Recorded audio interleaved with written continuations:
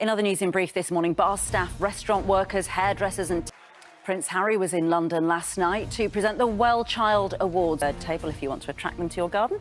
And that's it, you're up to date. Conclusion. I was pleased yesterday to see that the BBC investigation had concluded. It had been going on for some time, that it ended with an apology to Amanda. I was pleased to see that. And I actually think that it can only be a good thing that these extra welfare measures have now been put in place on the back of this investigation, because ultimately Strictly is, you know, it's entertaining, it's joyful, and everybody should be having a good time where they work. That's what everybody's experiencing, that it's, you know, that everyone's having a good time. And as for this series, I have to say it embodies some of that, because my champion already is Chris McCausland.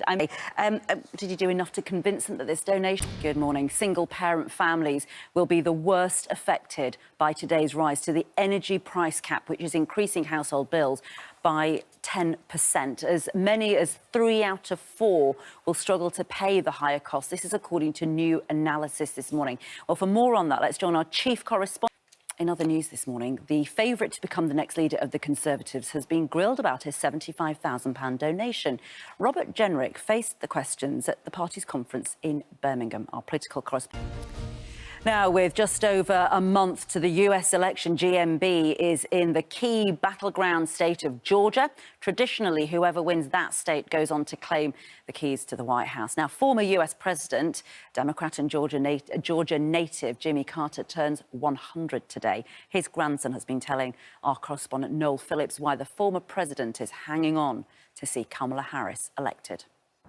Sarah Roberts and her 3 children. And what is this price hike going to do to families like the one you're with this morning? People there are the ones who are going to decide, aren't they? Was all above board?